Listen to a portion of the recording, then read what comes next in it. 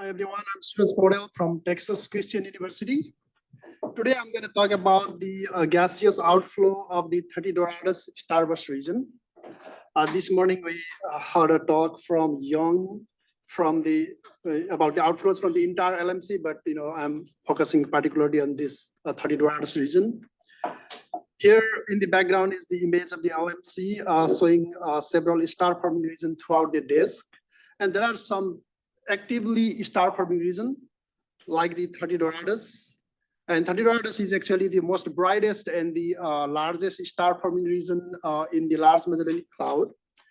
And since the LMC is just 50 kiloparsec away from us, and it is faced towards us, and there is not a evidence of active galactic nuclei in the LMC, any outflows in the LMC could be stellar driven, and we use the stellar sightlines in the 30 Doradus region to probe the outflows in the foreground.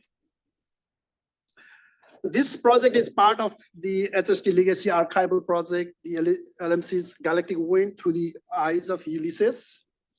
And we hear a lot about the Ulysses sightline throughout the day. Here is our team in the right side, and I highlighted in green because several of the people are here in this room today. So this is the S1 emission map from the Parks and Arctica showing the location of the Ulysses sightlines from DR7 catalog. And I'm especially interested in the 30 Doradus region here, showing by the circle at radius of ½ degree from the center of 30 Doradus. So we'll be taking the 8 stellar sightlines from this region, and we study the near side outflows from these stellar sightlines. So we basically use the STIS observation for this project, because which has the higher resolution than the COS. So for the H1 observation, H1 21 centimeter observation, we combine the data from the gas survey, galactic all sky survey, as well as the gas cap. The gas has better sensitivity, and we use the gas survey for measuring the column density, neutral hydrogen column density for the very weaker wind components. And we use the gas cap because it has a better spatial resolution. We use this to estimate the kinematic width of the LMC disk, and it is also sensitive enough just to measure the disk. Here is how we measure the kinematic width of the LMC disk. This is the gas cap data, and we fit the Gaussian to the spectrum. And then we measure the width at 3 sigma above the RMS noise in the continuum, and that will give us the kinematic width of the disk. Then we have to identify the wind absorption in the spectrum. Here is the spectrum all the way from the Milky Way to the LMC in the velocity spectrum for various UV ions, and the H1 spectrum on the top. I want to thank April Horton, graduate student from TCU, who helped me to continuum normalizing these low ions. So he did a pretty good job there.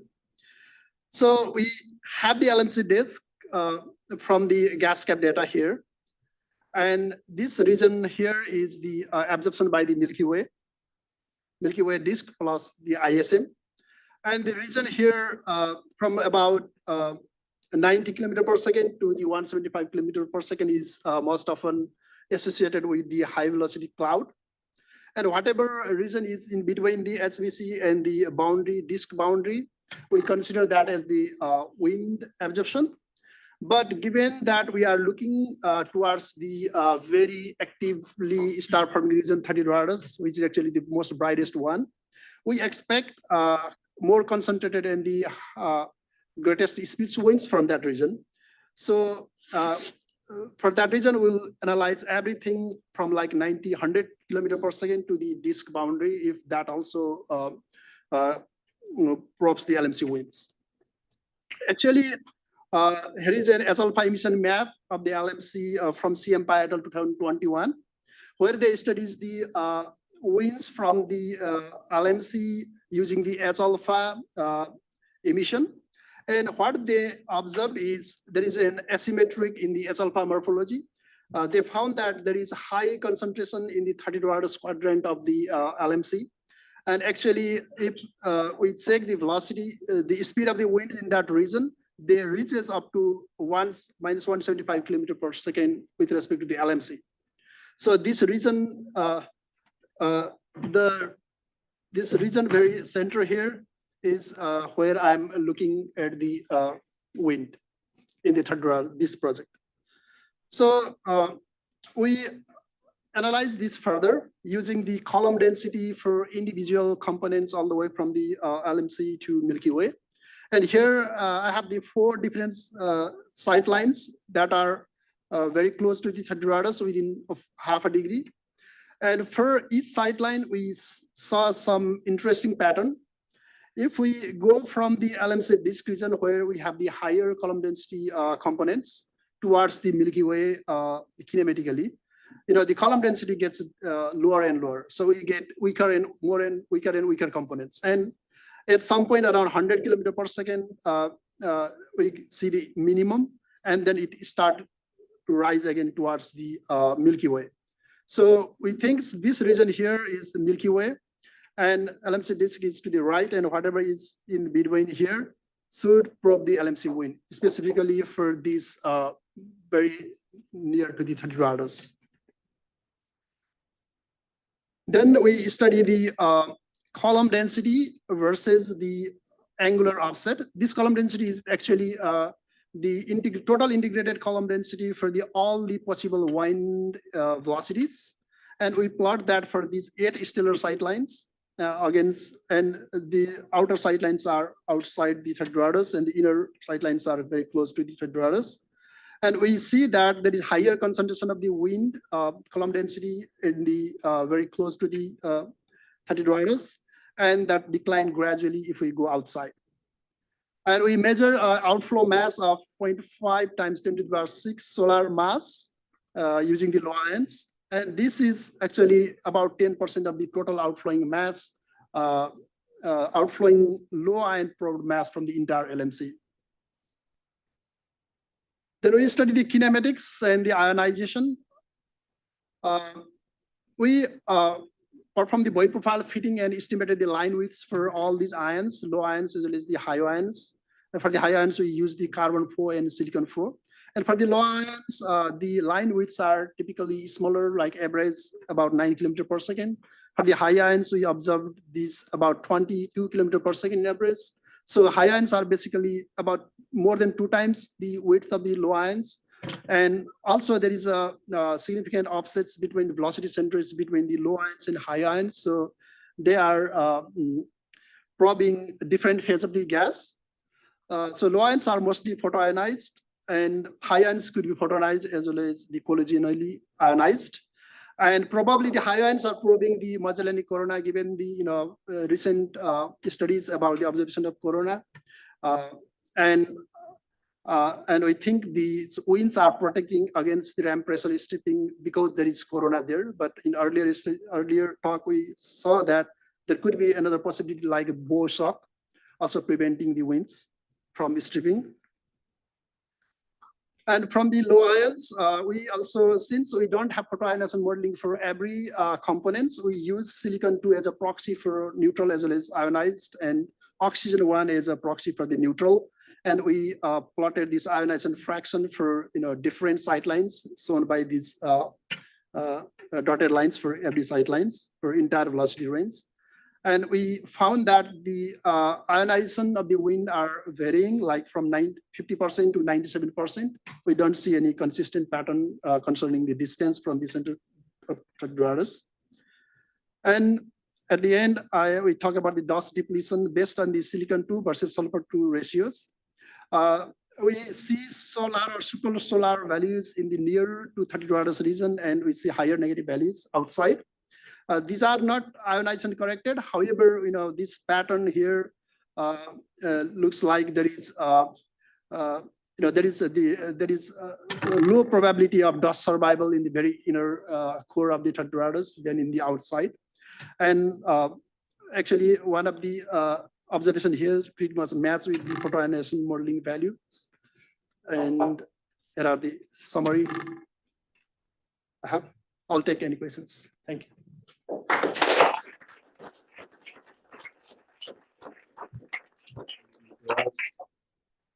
Questions?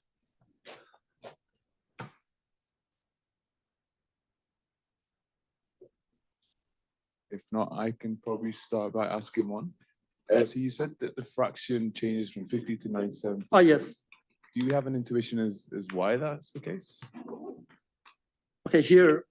Yeah, we don't see, I would expect that it's more ionization very centered to the, 30 Dorados than at the outside because of, naturally we expect more external activities right at the center, but we don't see any that kind of, actual, clear relationship. But concerning the velocities, if you see each sight line, there is a higher level of ionization for the slow moving component, for the component that are kinematically closer to the LMC, than for the component that are outside. But at the same time, these are not actually, it's just involving silicon 2 and oxygen 1. We don't have like silicon 3 measurement and silicon 4 measurement for this correction, doing the correction here for this particular, to estimate this ionization fraction. So that should also affect. Thanks.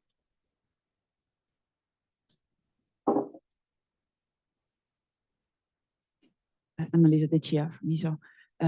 Very nice.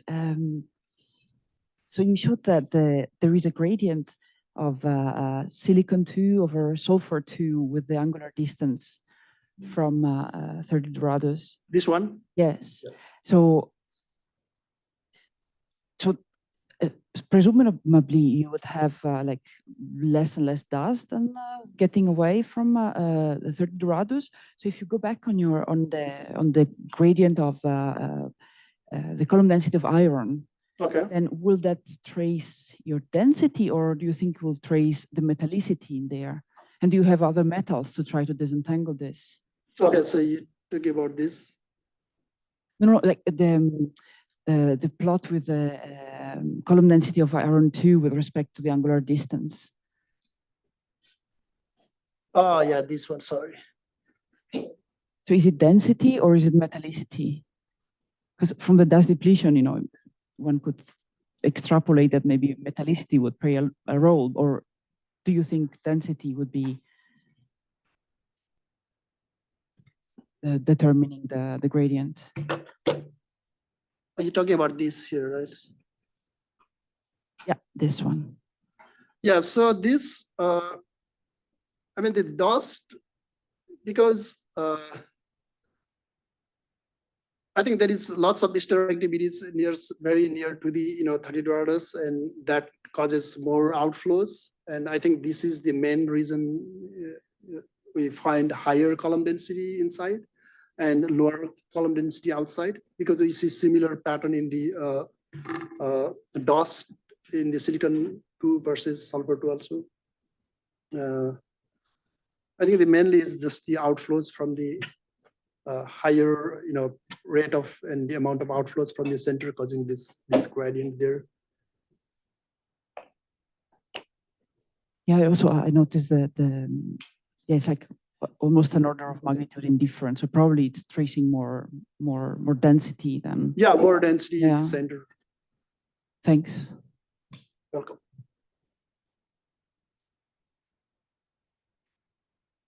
Ooh, any more questions? If not, we can thank Saurabh again.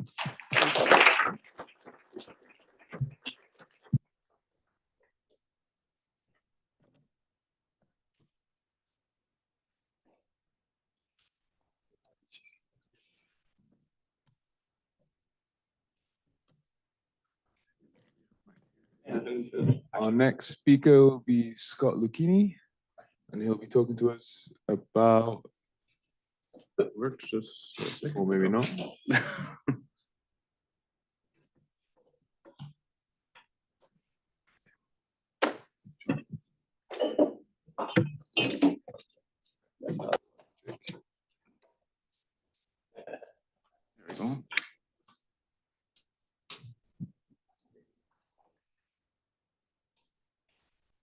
So our next speaker will be Scott Lucchini, and he'll be talking to us about properties of the LMC corona model from the formation of the stream.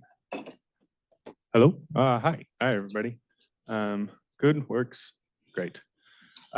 So yes, hello. I am a postdoc at CFA, and I'm going to be talking about some recent work that we put up on the archive a couple months ago with Ellen Adonkia and Andy Fox on the properties of the LMC's corona before it fell into the Milky Way and interacted with the SMC. So what can we learn about the LMC from these models before all of the craziness happened? So we've heard a little bit about the LMC corona already this morning. The LMC is massive, so it probably should host a CGM. We see that in both the observations and in cosmological simulations. Galaxies of this mass should host a CGM. And so it should be an important ingredient in the modeling that we look at for the formation of the stream and the evolution of the clouds. We've had a couple papers on this in the past couple of years looking at the study of the implication for the Magellanic corona onto the total ionized gas mass that we observe in the trailing stream. Compared to observations, we see at least 10 to the 9 solar masses in ionized gas, and with this Magellanic corona, it can provide that large amount of mass. And then the impact on the orbital history of the clouds, which due to the hydrodynamic interactions, which we've been talking a lot about this week, seem to affect how they've been interacting in the past. But what we want to answer at this new study is, what did the LMC look like before all these interactions? And was the LMC a normal dwarf galaxy, or was it as weird as it is today? So to answer this question, we've got a suite of 9 simulations of the LMC in isolation, and then 5 simulations, including the interactions with the SMC and with the Milky Way. We used Gizmo with a whole bunch of physics. I'm happy to talk about more. But our dark matter mass for the LMC was high, 1.75 times 10 to the 11, consistent with previous studies, and then a stellar mass of a few times 10 to the 9. And then we varied the properties of this LMC corona to see how it affected the present day observables. So for one of these 9 isolated LMC simulations, I'm showing a plot here that's showing the mass on the y-axis versus time on the x-axis. So for the dotted line, we're looking at the neutral disk gas mass. The dashed line is the ionized circumgalactic medium mass within the virial radius, about 120 kiloparsecs. And then the black line is the total. So over time, we see that the galaxy is changing as expected. What we start with initially isn't actually stable. So at t equals 0, we see the lines going wiggling up and down a lot, which means that CGM is coming into equilibrium with the disk, compressing, collapsing to form the gaseous disk, forming stars, heating, and then coming into equilibrium after about 4 billion years and remaining stable after that point. But what happens when we change the initial temperature of this circumgalactic medium? So we're using an isothermal density profile and a fixed temperature as a function of radius for these simulations. And as we increase that fixed temperature from 10 to the 5 Kelvin up to almost 10 to the 6 Kelvin, we see this dotted line representing the disk gas mass basically goes flat.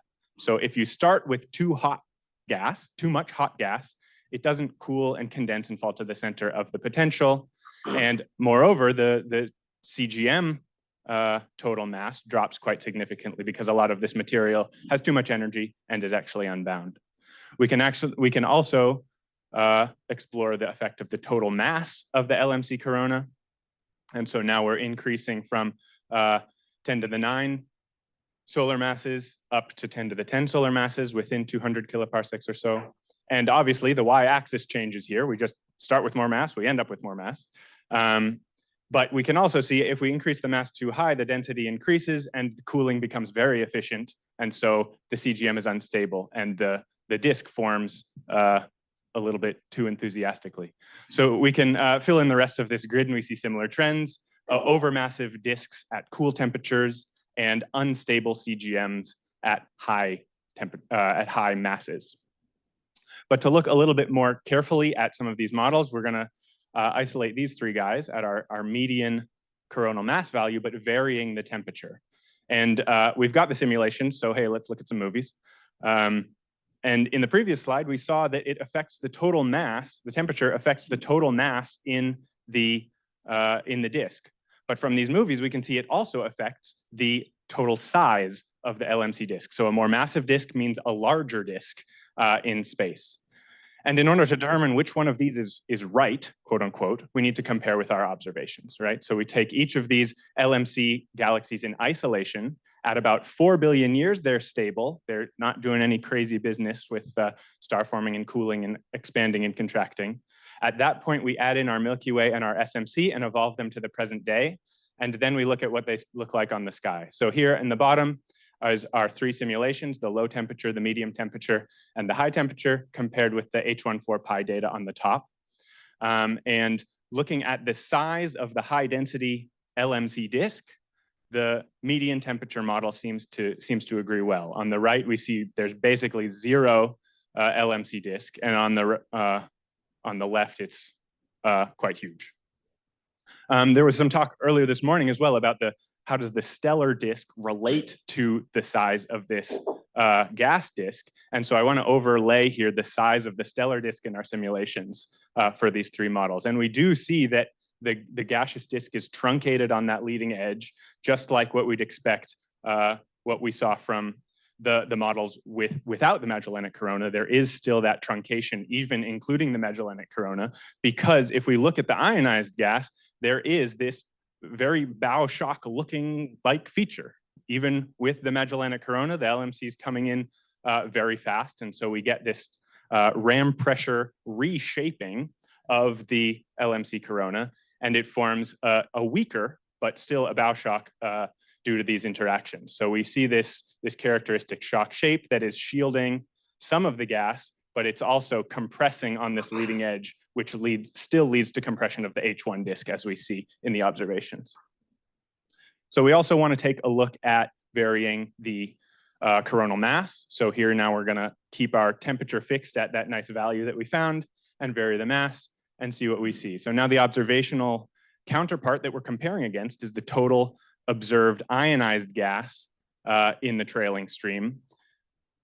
And so the observations are on the left. This is showing the total gas mass in the trailing stream.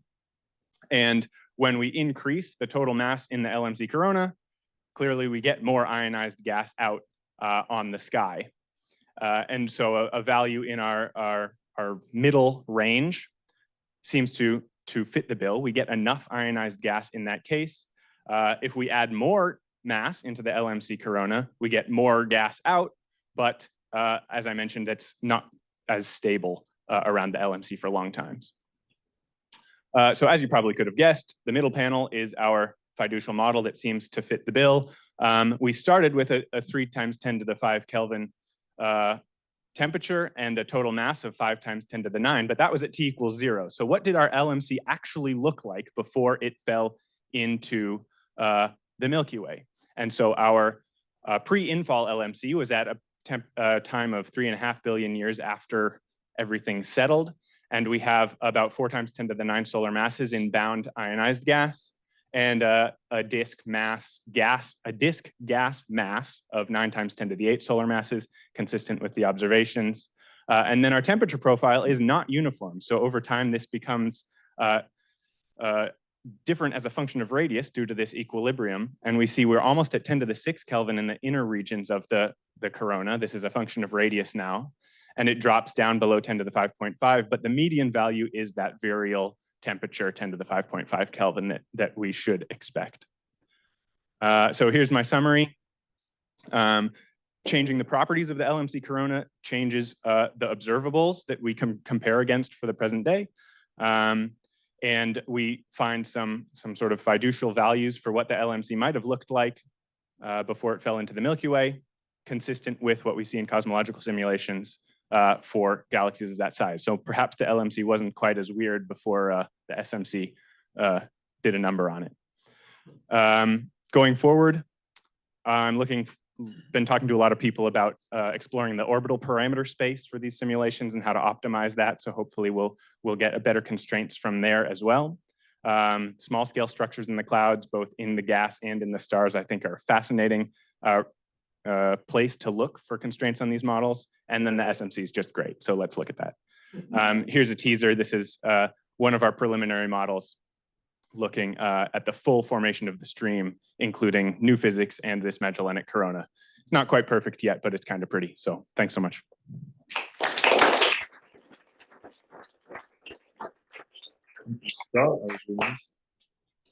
Questions?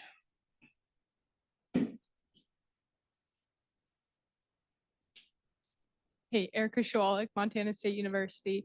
Could you go back to your temperature varying slide? This one? One more back. Oh dear, I should go back to the computer. Okay, yeah. Oh, this one, yeah. This one.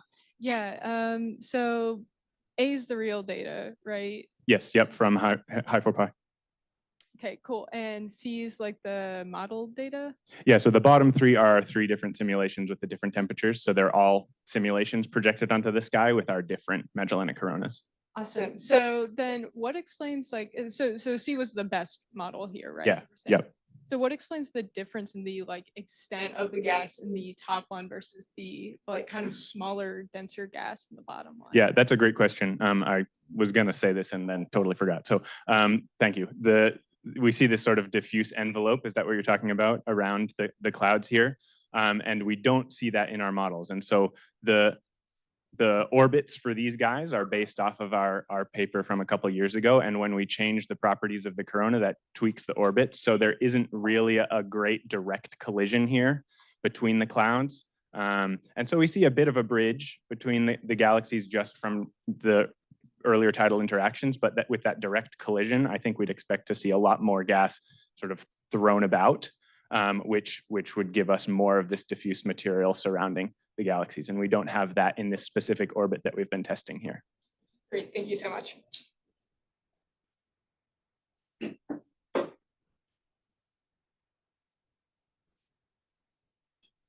In these simulations, do you have any star formation or no? Yes, yep. So star formation and stellar feedback are included in all of How these does guys. it affect the properties of the gas disk? The gas disk here is like 1/3 of the stellar disk in mass, more or less, right?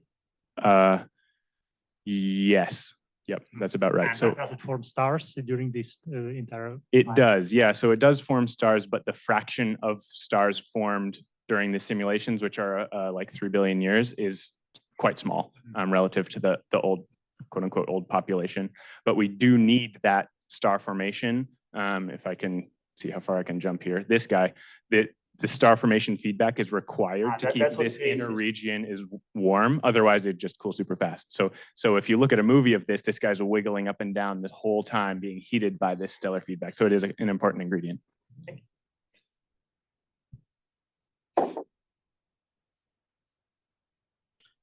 I was wondering, with the discovery of the stellar stream and being pretty far out, how does that change your fiducial model? Yeah, so that's a great question. So for these models, the gaseous stream and the associated stellar stream are still quite close because we're using the orbital model from the 2021 paper, but exploring more of that parameter space I think is important. In terms of the positions and the velocities of the stars, I think that having an offset between the gas and the stars is no big deal. I think that's quite interesting. In terms of the specific locations, we need to do some more work on seeing how we can fix that. We have a question online from Gurtina. Gurtina, can you log on and ask it? Can we hear you? Sure, you might hear a baby in the background, but yeah, my question was about your fiducial model, Scott, with the extension of the stellar disk relative to the gas disk. Does that happen before they fall in? Like, at what point does that occur? Is it this guy here? Yeah. When does looking that happen? Yeah, so this happens as they're falling into the Milky Way. So the sort of truncation of the leading side is because of this compression of the Magellanic corona, which subsequently compresses that disk and sort of squishes it back. So I would I made these two plots like at lunch, so I haven't looked too much into detail. But what I'd love to do is look at a movie of this guy with the stars as well, to see the relative sizes of the disks over time, to see if how dramatic that truncation appears in time. Because as you point, maybe the gas disk doesn't grow to be super huge in the first place compared to the stellar disk. So I think that's an important thing to look at. Thanks. Yeah, so I'm just wondering is like, can you get a stellar disk that's as extended as what folks are observing in that model, the fiducial model, or is it always going to be fairly small? The stellar disk? Yeah. Yeah, so let's see, I should just come over here and not make it in time. Here we go. So this is the actual stellar disk and the circles that I used on the previous slide. So there's some sort of crazy stuff going on out of the edges. But yeah, further exploration for sure. Awesome. Thank you, Scott.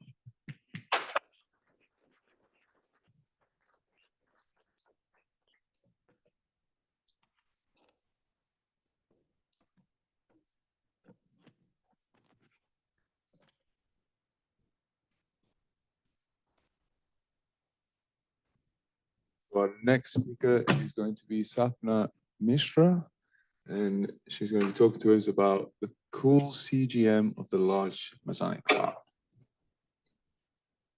Hello, everyone. I'm Sapna Mishra. I'm a postdoc at Space Telescope. So we have heard these amazing talks over these 3 days, and by now we have enough reason to believe why the LMC study is important. And very interestingly, as also mentioned this morning by Andy, like knowing that LMC halo mass is extremely huge, which is 10 to the power minus 11 solar mass, so which makes it capable of hosting its own CGM. So if that is the scenario, then this CGM can impact the various physical processes, for example, inflow and outflow happening in and around the LMC and also around its companions. So characterizing the CGM is extremely important. So, all right, so why cool gas? Why cool CGM? So yeah, so the origin of cool gas around the CGM of galaxy is like always an active matter of research in this area. And more precisely in low redshift low mass galaxies, this actually comprised the dominant phase of its CGM. Now coming back to the LMC, so the existing studies mostly focuses on the tidal Magellanic systems or the hot-warm corona of the LMC. However, the diffuse CGM of the LMC is not well characterized so far. And knowing that it's diffuse in nature, so that's why we use background quasar absorption line spectroscopy as a very important tool to study them. Okay. So we have now coming back to the sample part. So we have in total 28 HSG cos quasar sightlines, which are yeah. I'm sorry. Yeah. So the distribution of these quasar sightlines are shown in this figure. So they are actually color coded with respect to the projected distance from the LMC. And at this point, we separate our quasar sightlines in two categories. The square one shows the sightlines which are known to pass through the Magellanic streams from the studies based on the Fox et al. And Richter et al. And the sightline which are marked in stars, they are actually our candidate LMC halo sightlines. So they are like not probing the stream so far. So what we did, we actually identified, then we were given these 28 quasar sightlines, we identified the low ion absorption line as traced by these ions, which are suitable to be probed by the HST cos spectra. And we only considered the absorbers which are beyond 150 kilometer per second in order to avoid the contamination from the Milky Way. And then we performed the VP fit of all the absorption features. And then we measured the number of component, column density, velocity centroid, and width of these lines. So for like visual inspection, I have shown this 8 cases where I'm showing like how our fit and how like what is the velocity demarcation we have used. So this is the typical absorption line features which we are talking about. So next, now, given that we know the properties of these absorbers, we plotted the radial distribution of these absorbers. So in this talk, I'm only showing the distribution of these 5 absorbers given at the given at the left bottom corner of each panel.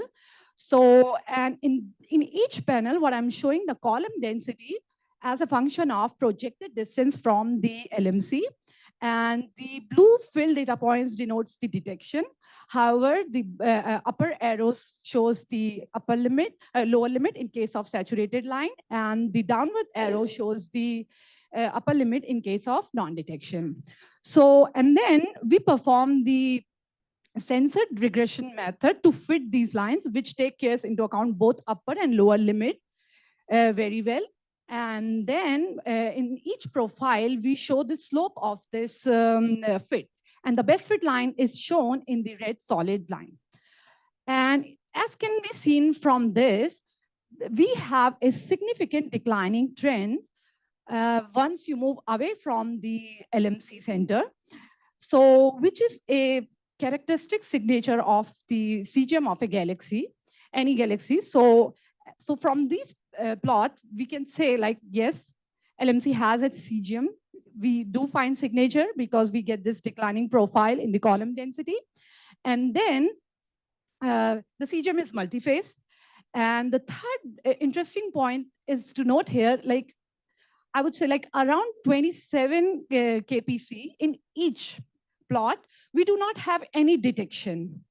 They are just all upper limit. So, which is a signature like beyond 27 kpc, which I would say it is the 3rd times the virial radii of a LMC. We do not have any detection. So it could be possible that the LMC CGM is truncated. Unlike the other isolated galaxy, their CGM extend up to 2 to 4 virial radii. Then what we did, we actually, in this case, we are plotting the distribution of number of component normalized by the quasar sightline in a bin of 10 kpc as a function of distance from the LMC.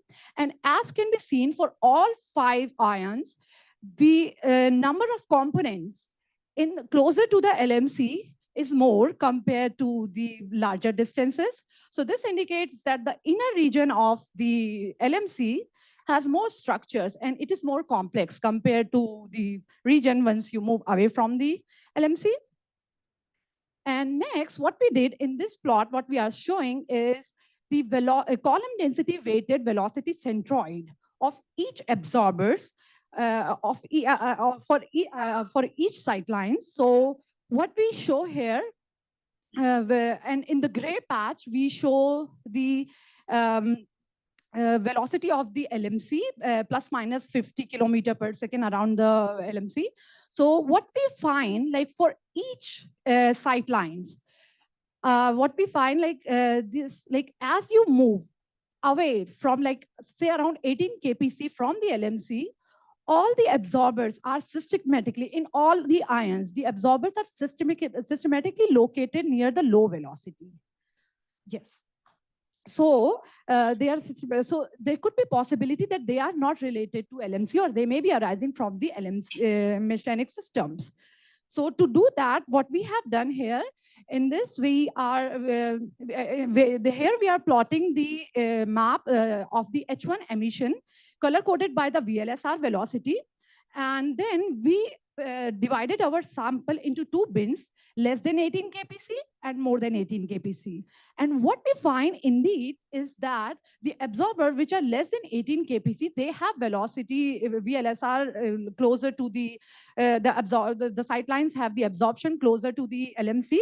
However, for the sightline which are more than 18 kpc, they have velocity which is more matching with the stream VLSR velocity. And but these four cases where this could be these are the peculiar sightlines where they are 18 kpc away from the LMC, but still they do not have any absorption. So so what we did, we based on this classification of the VLSR velocity, we excluded all those sightlines which are here marked in the, like, which are closer to have velocity, closer to stream velocity. So we excluded these sightline, and we also excluded the sightline which are passing through which are known to pass through the stream sightline. So in total, we have 15 sightlines. So we now in this radial profile, we are showing the radial profile excluding the stream sightline.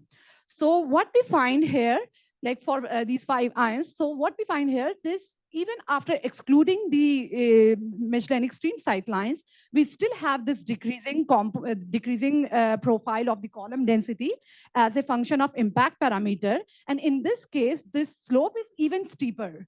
So the declination is even more abrupt in this case. And the other point here is to note that you do not have any detection for these, like say up to distance of 30 kpc from the LMC. So the CGM of the cool CGM of the LMC is even more truncated between say 18 kpc to 30 kpc, and which could be because of its strong interaction with its companion Milky Way and SMC. So yeah, this is my summary. So in to summarize, we say that LMC do have cool its CGM, which is multi-phase, and then the inner region is complex compared to the outer region, and the low velocity absorbers at larger impact parameter have their origin from the stream. And if we exclude the stream sightline, the CGM, the column density profile is even more steeper, and which indicates that the LMC CGM is very, very compact, and then it is truncated, and which is telling the strong interaction with the Milky Way and its companion. Thank you.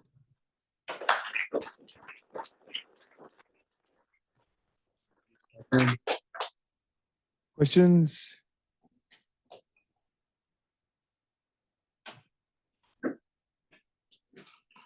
Hi, Knut Olsen, Warlab. Very nice talk. Could you interpret this result when you include and remove the stream sight lines as a measurement of the shape of the bow shock region that might be around the LMC? That is interesting. No, we have not done that, but yeah, we can do that in like future.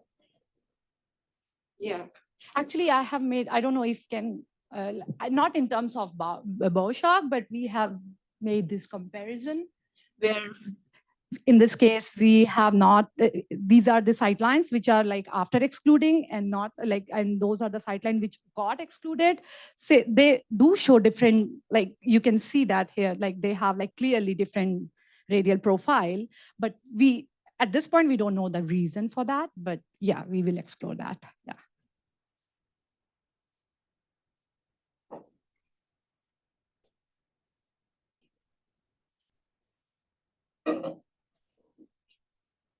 Hi, Slater, Montana State University.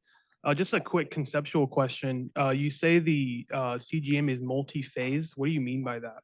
Like they have like as DK showed, like they have like SI4 radial trend, and they have O6 radial trend, and I'm showing SI3, O1, SI2. So they have like, they correspond to different temperature. So because of that, we are saying like, it's like not the same, like one phase. They have like different phases. Yeah. Thank you.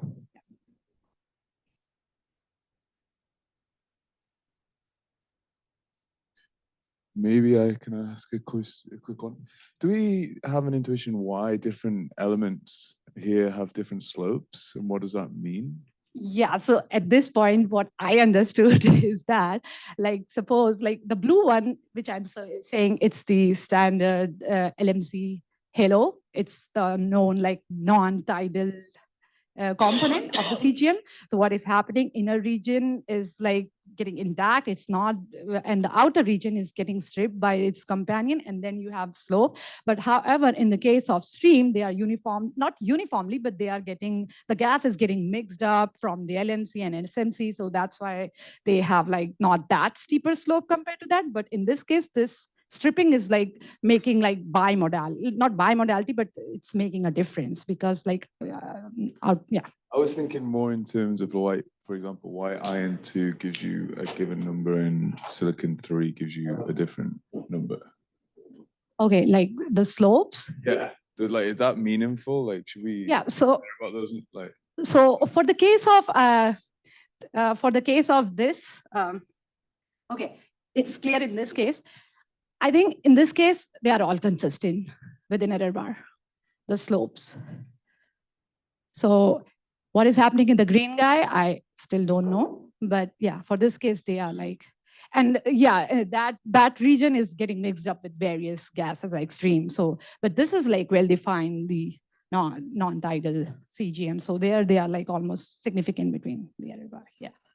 Thank you. Oh, we have one quick question here before we move.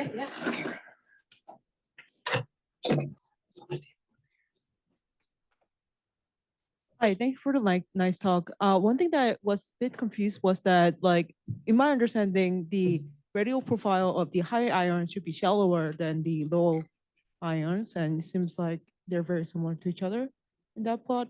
Could you comment on that? Within my sample? If it is the corona, if it is the halo gas of the galaxy, then we would usually expect the higher ions have shallower radial profile than the lower ions. So you are saying between me and DK's result, like DK is getting less slope? And I'm just looking at your result where. Okay, so I have mostly low ions, like where, like Si2 you're saying? But there is a difference between the iron 2 and oxygen 1. Like Yeah. So, but they are not like very different. They are like, yeah. Okay, so you are saying, okay, they are like, okay, I need to check that thing. Yeah. Okay, thank you. Okay. Yeah. Great. Can we thank Sapna again, please? Our next speaker is going to be Kat Barger, and she's going to be talking to us about the LMC's galactic wind through the eyes of Ulysses. Ulysses? The LMC is bursting in star formation activity, and we think that that activity is generating a galactic wind. And so here we have a fun cartoon of what is happening here. We have a lot of activity and material being driven out. We're observing it with the Hubble Space Telescope. We think that there might be an LMC corona. We think that there's going to be, of course, radiation also expelling out of this galaxy. But again, this is only a cartoon, and we're going to go into a little bit more nitty-gritty details. So I'm leading a large Hubble Legacy archival project to study the galactic winds of the LMC. Here we have the LMC distribution in H1 emission. This over here is showing the wind region in H alpha and the locations of all the Ulysses satellites. Now, some of it is evolved as the locations have changed for where they've targeted for the Ulysses targets, but that's roughly the distribution. Over here on the side, we have the team members who are part of this project, where I have the people highlighted in purple that are here, and with Francie is remote, but she's part of this meeting as well. Okay, so what is going on with the LMC? When we look at its disk, it's quite distorted, and there's a lot of energetics going on over there.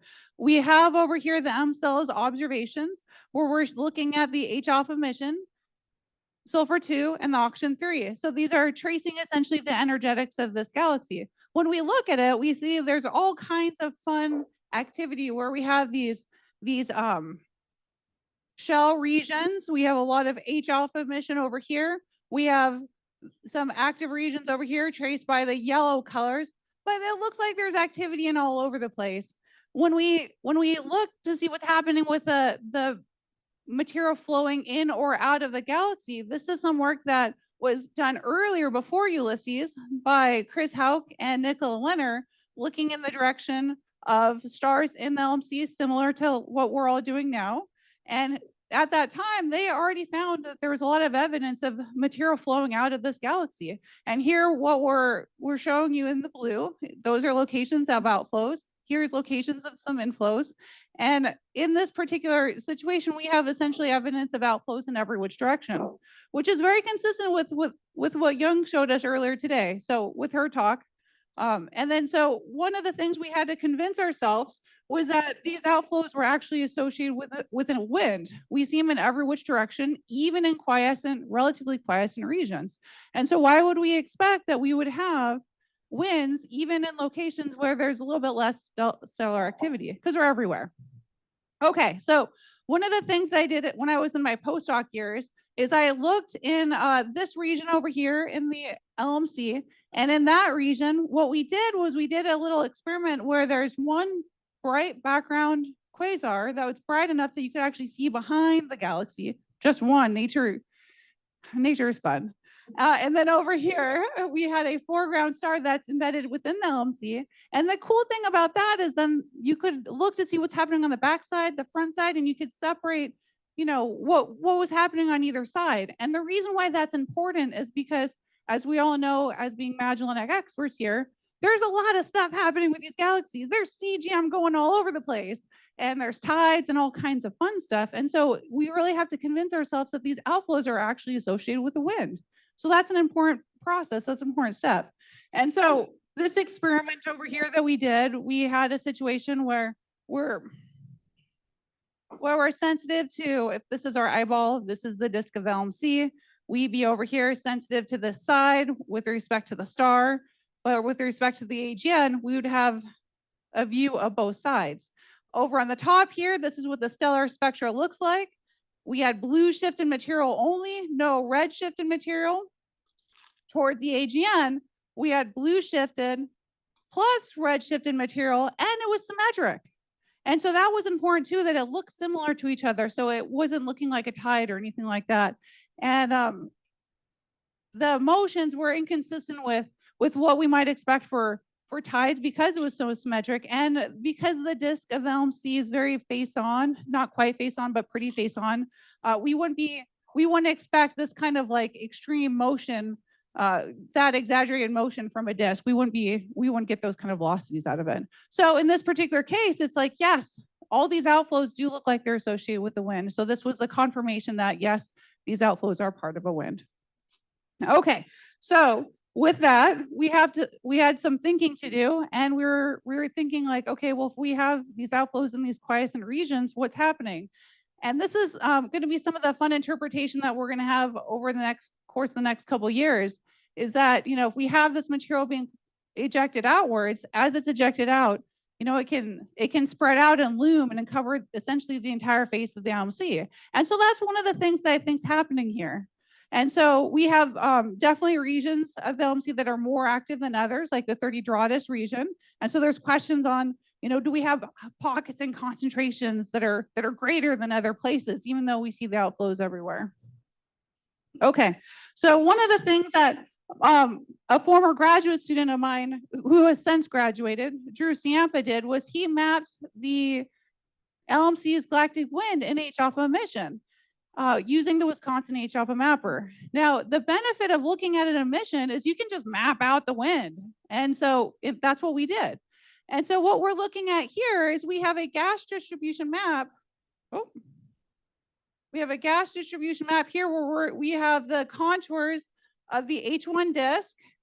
This direction over here is towards the SMC. Okay, we have 30 Doradus marked over here. And all this gas that we're looking at here, this is not the disk. This is the foreground, what we would consider the foreground wind part based off of the kinematics that we have for the rest of the part. And so when we blink through it and we get faster and faster and faster, one region keeps lingering and lingering, and it's that 30 Doradus region over there.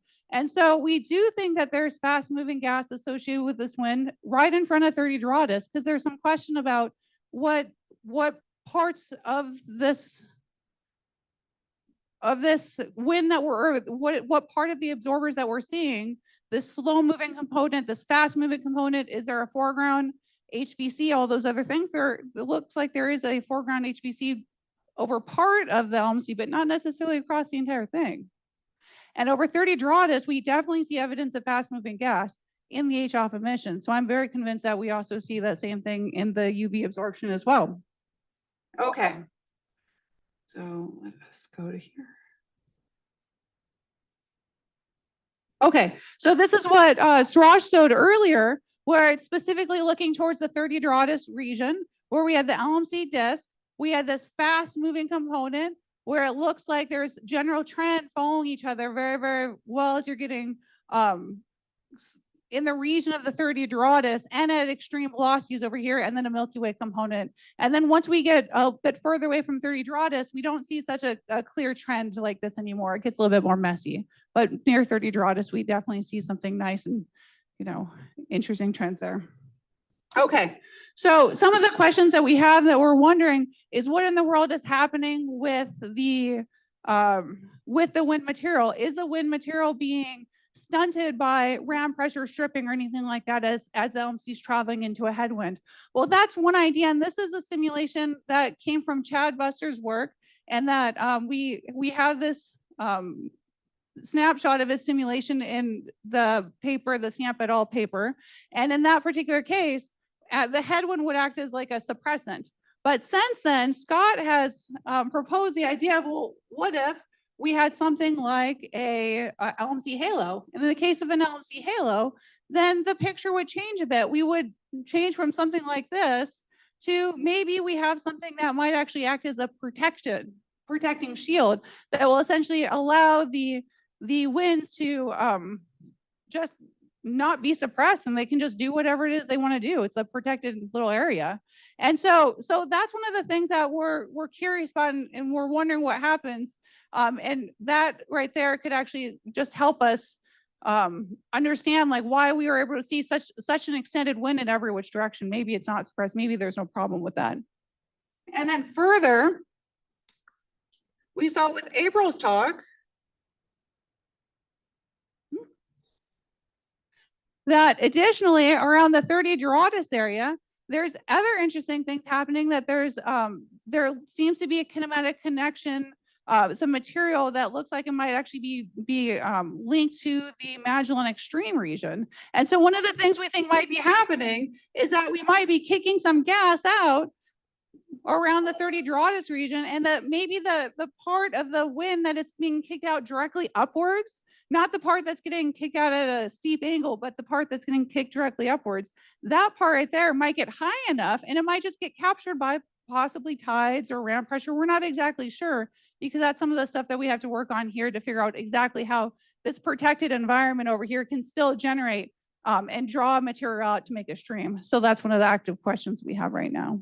Okay, so with that, we're very much very active here. We have a lot of things going on. We're leading this big survey. We see that there's galactic winds in every which direction on the near and far side, even in locations that it's relatively quiescent. The 30 Doradus region has a very active star formation, obviously very. Norlab, great talk. So 1.4 solar masses per year of material leaving 30 Doradus it's a large amount of material, right? So I was wondering, do you have a problem with being able to form, the mass in stars with that sort of mass loss rate? Right, it's sort of shredding the star forming cloud for which the stars are born. And could you turn it around and ask, well, I would need this much inflow at the same time in order to provide enough pressure to contain the star formation. Yeah, so I can't recall exactly how much was getting expelled out of the 30 Doradus region. Suraj, how much was it coming out of the 30 Doradus part? The outflow mass is like 0.6 times 10 to the power 5.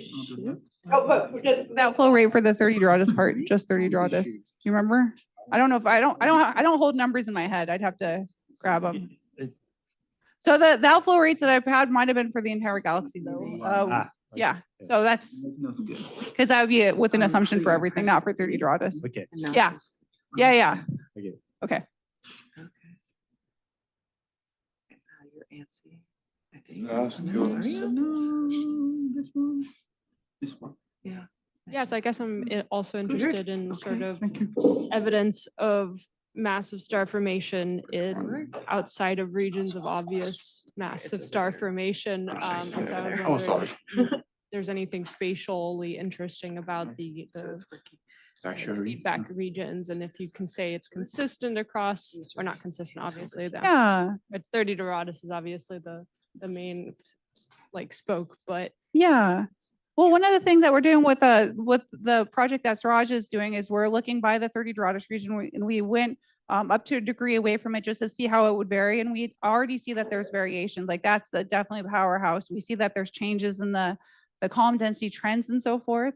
But then also when we look at the absorption line studies that have already been done in those regions across the face of it, there's a lot of variation.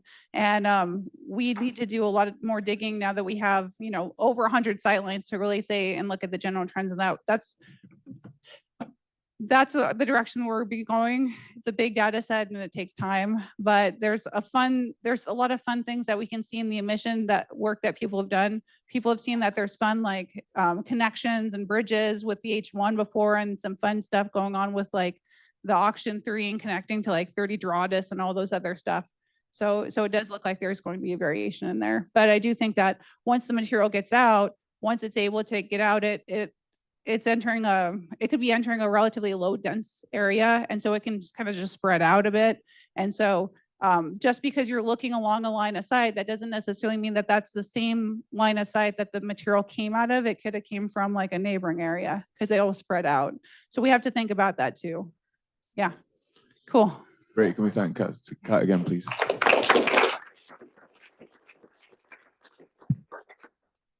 Have we sorted out the audio online? Yeah, okay, good.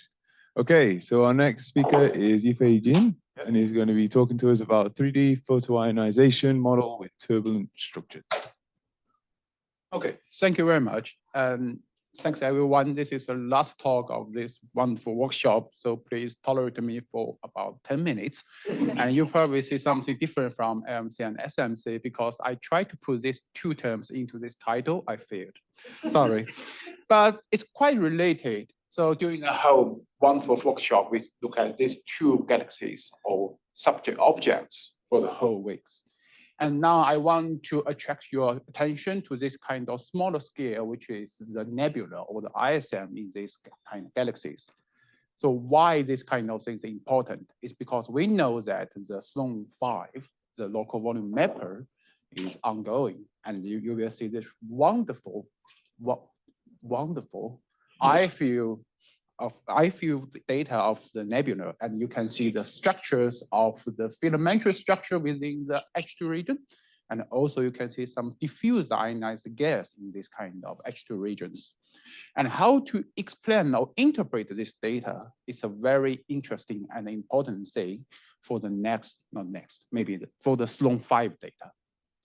But before this, we can still do something.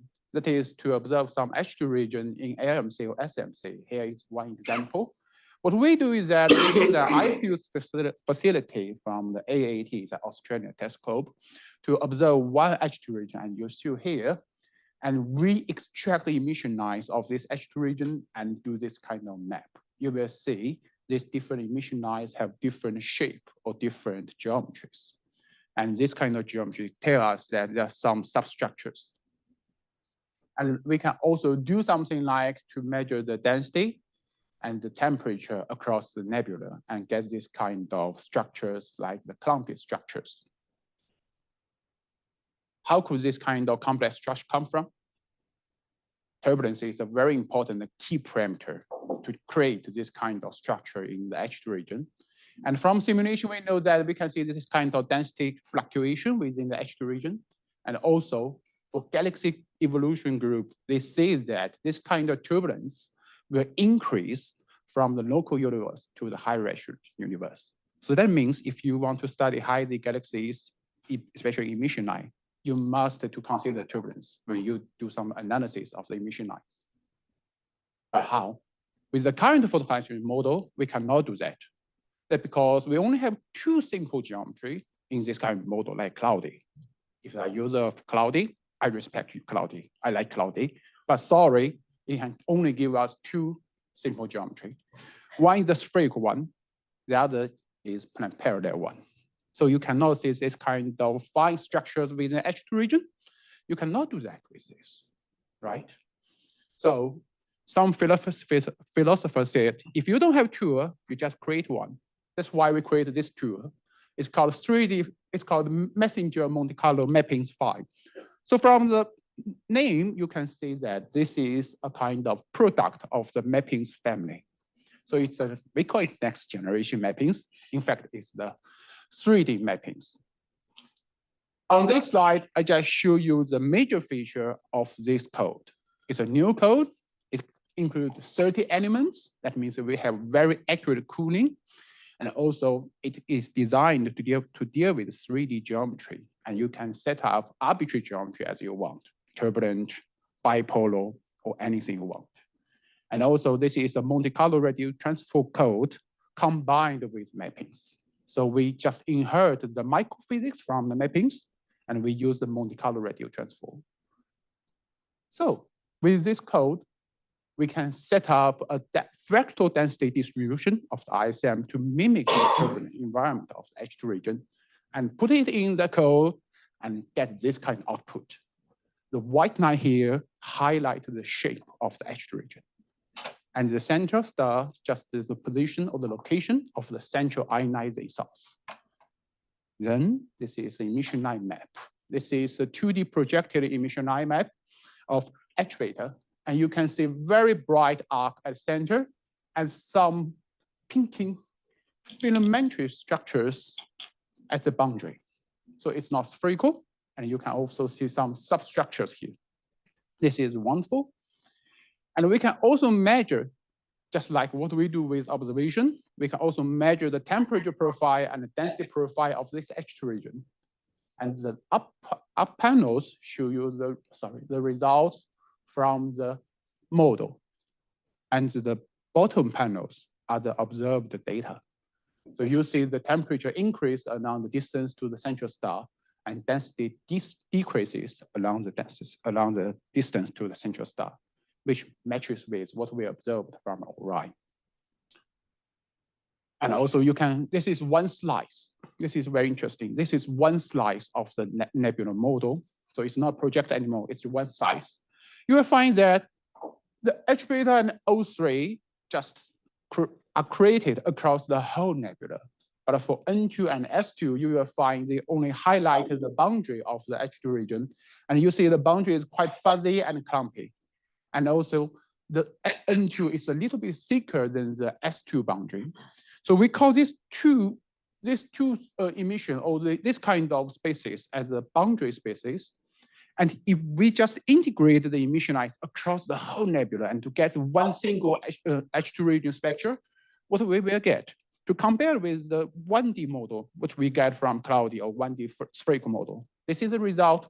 Here, the y-axis show you the comparison of the total flux from the 3D model, the turbulent model, with the 1D model. Sorry, I minus this with 1. So if this is 0, that means there is no difference between these two models. If the value is larger, that means we have more prediction from the turbulence model rather than the 1D spherical model. And you will find that the boundary spaces, especially N2 and S2, in the turbulent model is larger than the prediction from the 1D model. That's because they are boundary spaces. This kind of fuzzy and the fractal boundary structures elongated the surface of this kind of emitting volume cells or the boundaries. So you have more cells or larger volume to emit this kind of emission compared with the spherical models. And also we can get the 2D emission line map of different line ratios. Here I just show you In each panel, I just show you the distribution of different line ratios, which we used in diagnostics. And the left side of this each panel is the distribution of the fractal model. And the right side is the prediction from the spherical model. And if you compare it with the signal survey data, the left side is the data, not the model anymore. You will find our model looks similar to what the data gave us. So this is very promising. So this is the takeaway message. So I want to show you that the turbulence is very important in the nebula emission line production. And also we create a new code to deal with this kind of 3D geometries.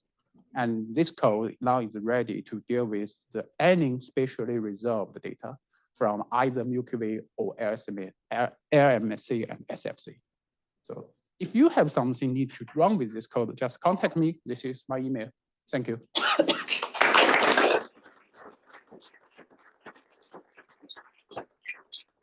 That was very nice. Questions? Oh, straight away. Nice. Go ahead. Yeah, he's younger. Thanks. That was a great talk. Thank you. One very quick question is your code public? And then the longer question is looking at like at least the way you were displaying the little H2 regions, it looked like they were very, I don't know if bound is the right word, but kind of like had discrete boundaries maybe.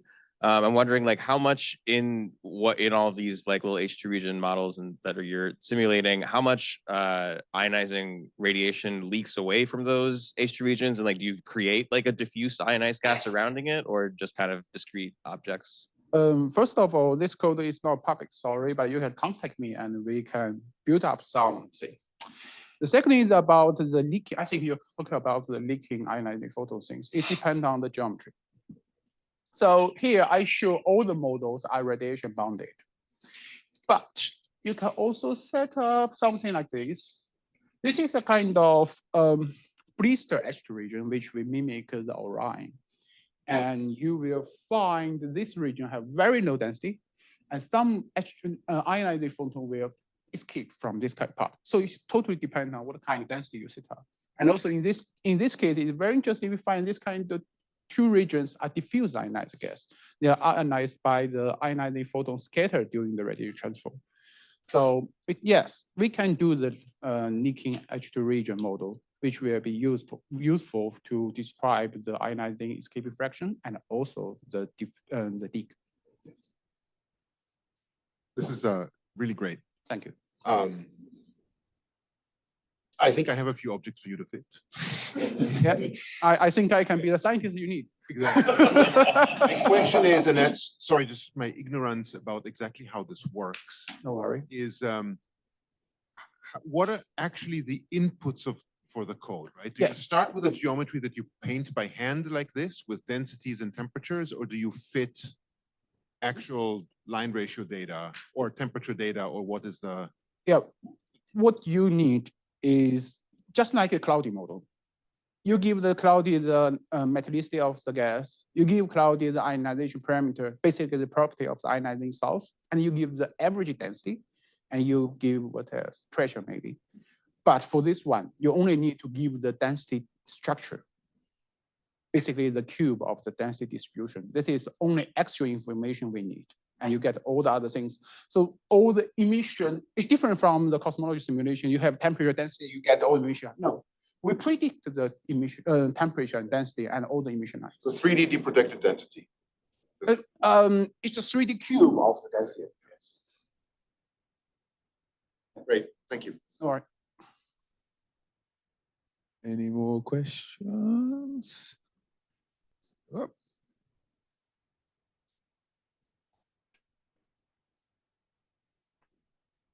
Thank you for a great talk. Very interesting.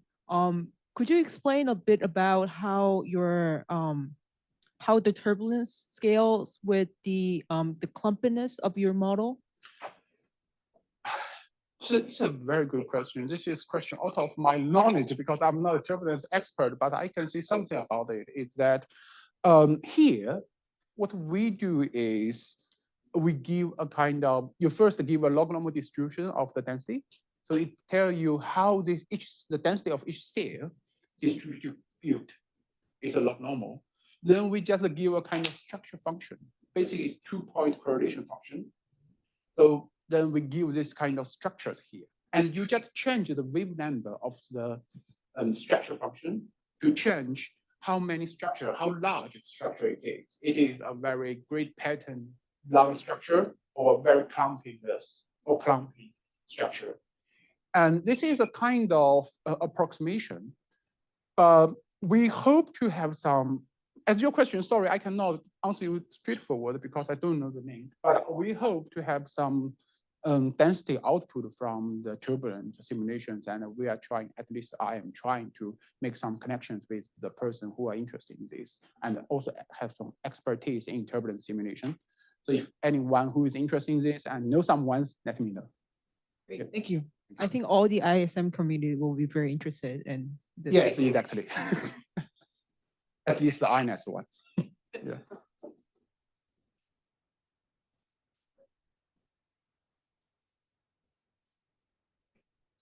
DK, Colorado College again. One other question about your code. Do you handle dust in any way, like either extinction or? In this code, there is another code called Gordon's code. There is the dust. It's called dusty. And in this code, the dust only served as a kind of heating source. So it just contributes the temperature part. So there is no polarization of the photons in this code. Great. I think we can thank you, Faye, again. Oh, is it good? Good. Kat Varger, Texas Christian University. When I see turbulence, I'm thinking collisions. Could you tell me how collisions are incorporated in your code? Collisions? Yeah. There's no collisions. Okay, just because you had turbulence and so I was just figuring just the that because density. there's mixing in Yes, there. yes. Okay, just only radiation. Just only radiation. Only, okay, gotcha.